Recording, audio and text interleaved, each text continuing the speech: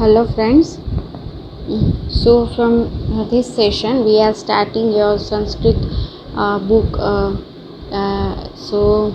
You are having some 9 chapters, and as you know that your exam of Sanskrit also is will be held soon. So we have to complete some chapters according to exam. So the first is Vandana. So in our Hindu culture, हमारी हिंदू जो संस्कृति है, और किसी भी संस्कृति में किसी भी अच्छे काम की शुरुआत हम प्रार्थना से करते हैं। तो इसमें भी जो संस्कृत आपकी बुक है, इसमें भी प्रार्थना के कुछ श्लोक आपको वंदना से दिए गए हैं। तो this is not the part of syllabus. Syllabus will be started after this chapter. So ये कोई आपका सिलेबस नहीं है, पर आपको समझना ज़रूरी है इन श्लोकों के मतलब, जो हम हमारी ज़िंदगी में बहुत ज़्यादा यूज़ करते हैं। तो ये हम सिर्फ समझेंगे, उसके बाद आपका सिलेबस स्टार्ट होगा। या देवी सर्वभूतेषु विद्यारूपेण संस्थिता नमस्तस्यै नमस्तस्यै नमस्तस्यै नमो नमः। जो देवी है सर्वभूतेषु means all over the world, तो पूरे जहाँ, जो पूरे विश्व में जो देवी है, जो विद्या रूपेण संस्थिता मतलब the goddess which stands for knowledge, जो विद्या के रूप में खड़ी है, उसको 3 बार नमस्कार करने की प्रथा है हमारी। तो इसलिए नमस्कार हो और मेरा नमस्कार हो। पठामि संस्कृतं नित्यं वदामि संस्कृतं सदा ध्यायामि संस्कृतं सम्यक वंदे संस्कृत मातरम। मैं हमेशा संस्कृत पढ़ता हूँ। I am speaking Sanskrit every time. मैं हमेशा संस्कृत में सोचता हूँ। ध्यायामि मतलब ध्यान करता हूँ। सम्यक मतलब अच्छे से, इन गुड मैनर। मैं हमेशा संस्कृत में सोचता हूँ। वंदे संस्कृत मातरम, ऐसी जो मेरी माँ जैसी संस्कृत भाषा है, उसको मैं वंदन करता हूँ। शुभं करोतु कल्याणं आरोग्यं धन संपदं शत्रुबुद्धि विनाशाय दीप ज्योतिर्नमोस्तुते।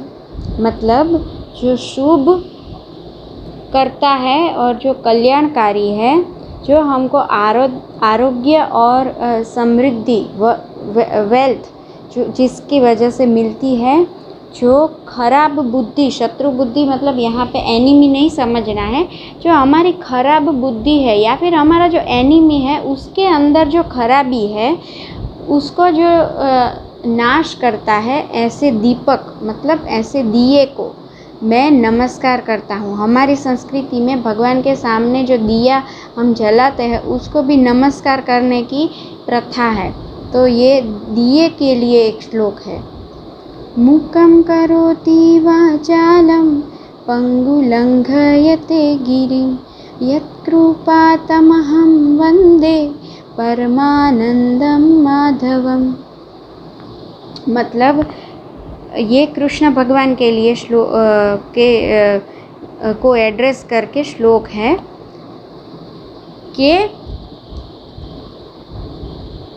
क्या बोला कि मुकम करोति वाचालम, मतलब जो मूक इंसान है, जो डम्ब है, मतलब जो बोल नहीं सकता, उसको भी वो भी बोलने लगे।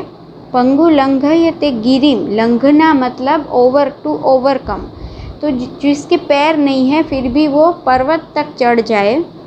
यत्कृपा तमहम वंदे परमानंद माधवम, ऐसा चमत्कार तो सिर्फ और सिर्फ हे माधव, हे परमानंद, आपके आशीर्वाद से ही, आपकी कृपा से ही होता है। मतलब कृष्ण भगवान के आशीर्वाद से ही जो इंसान बोल नहीं सकता वो बोलने लगता है, और जिसका पैर नहीं है वो पर्वत तक चढ़ जाता है। तो ऐसा कृष्ण भगवान का महिमा है। तो इस तरीके से वंदना के कुछ श्लोक हैं। उसके बाद है चित्रपदानी। तो चित्रपदानी तो आपको अपने आप ये इमेजेस देख के उसका जो है संस्कृत वर्ड ये समझना है। उसके इंग्लिश वर्ड जो है वो मैं आपको स्टडी मटेरियल में भेजूंगी, चित्रपदानी के इंग्लिश वर्ड। तो आपको फेयर नोट में ये सभी चित्रपदानी लिखनी है और उसके इंग्लिश वर्ड भी मैं लिखने हैं जो मैं भेज रही हूँ आपको। तो इसमें ये सब करना है। ये आपका 3 चित्रपदानी है, तो तीनों की तीनों आपको फेयर नोट में लिखनी है। आपको संस्कृत की एक फेयर नोट भी बनानी है।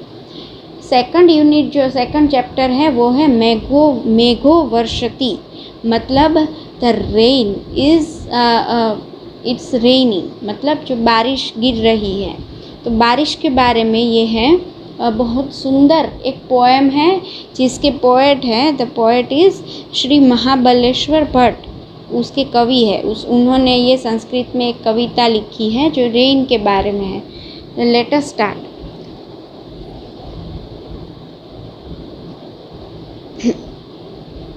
मेघो वर्षति मतलब इट्स रेनिंग। प्रवहति नीरम means the water is flowing. बहुत अच्छी बारिश हो तो कैसे पानी जो नदी में या फिर तालाब में पानी कैसे फुल स्पीड में बहने लगता है, तो ऐसा ही एक दृश्य है। अपने मन में आपको इमेजिन करना है।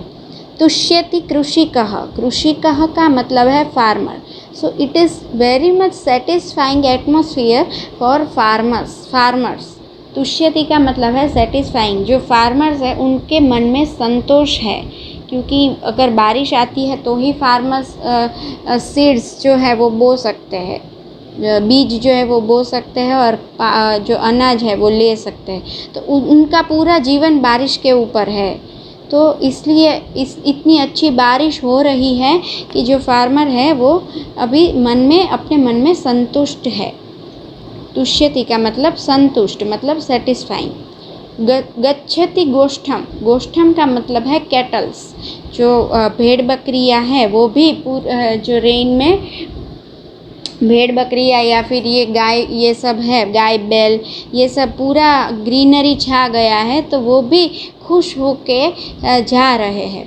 जो अगर बारिश आए और जो एटमॉस्फेयर है वो इतना अच्छा हो जाए तो ना सिर्फ इंसान पर जो पंछी या फिर पशुओं की जो है वो भी बहुत खुश हो जाते हैं।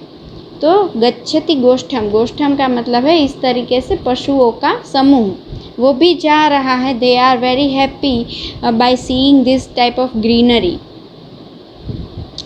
नयति च वृषभम, नयति का मतलब है ले जाना, वृषभ का मतलब है बैल।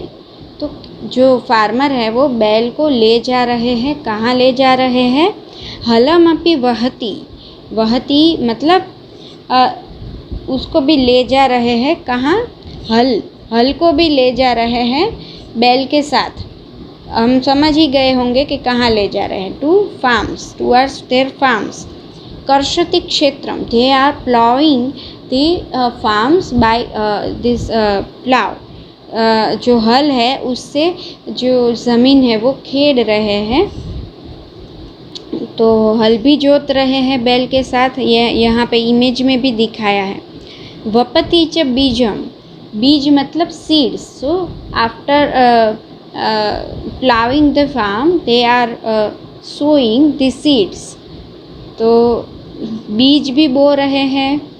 रोहति सस्यम, रोहति मतलब द सीड्स आर ग्रोइंग। सस्यम का मतलब है ग्रेन। जो सीड्स थे जो बोए थे वो अभी एक अच्छे से ग्रेन में तब्दील हो गए हैं, बहुत ही अनाज उसमें से निकल आया है। तो द ग्रेन्स आर ग्रोइंग। फलति प्रकामम, अपनी इच्छा के अनुसार। प्रकामम मतलब बाय अवर ओन विश। प्रकामम मतलब जैसे हमने सोचा था, फार्मर्स ने जैसे सोचा था वैसे ही वो फल फूल रहे हैं। जो ग्रेन, जो बीज बोए थे वो भवती समृद्धि, चारों ओर देयर इज़ वेल्थ। एक फार्मर के लिए तो बहुत ही अच्छे से अनाज हो वो ही उसकी समृद्धि है, वो ही उसकी वर्थ है। तो ऐसी ही समृद्धि एक जो फार्मर, एक खेडूत है, उसके जीवन में दिख रही है। क्यों? क्योंकि बहुत ही अच्छी बारिश हुई है। मनुकूल वृद्धि, मनुकूल वृद्धि मतलब इतना अच्छा जो अनाज पका है वो खा के, मनुकूल मतलब मनु का कुल मतलब इंसान, जो पूरा इंसान का समाज है उसकी वृद्धि होगी, मतलब वो भी तंदुरुस्त होगा। इतना अच्छा अनाज हुआ है तो इंसान भी उसको खा के स्वस्थता उसको मिलेगी, वो उसके भी मन में प्रसन्नता होगी। तो इस तरीके से इंसान का जो समाज है उसकी भी वृद्धि होगी। तो इस तरीके से एक छोटी सी पर बहुत ही सुंदर रेन की पोएम है कि अगर रेन अच्छा होता है तो पूरी दुनिया में पूरा मतलब कहाँ तक वो खुशी पहुँचा सकता है। ना सिर्फ इंसान पर, ये जो पशु पंछी जानवर सब है सबको खुशी मिलती है और इंसान को तो बहुत ही फ़ायदा होता है। तो this is the poem about rain. You have to write this glossary in your fair notebook. आपको वो चित्रपदानी लिखने के बाद इस चैप्टर का टाइटल देके इसकी ग्लोसरी लिखनी है और इसका जो स्वाध्याय है वो मैं आपको भेज रही हूँ स्टडी मटेरियल के तौर पे। तो वो चित्रपदानी का मैं भेजूँगी और ये स्वाध्याय भेजूँगी, तो दोनों ही आपको लिखना है। Thank you.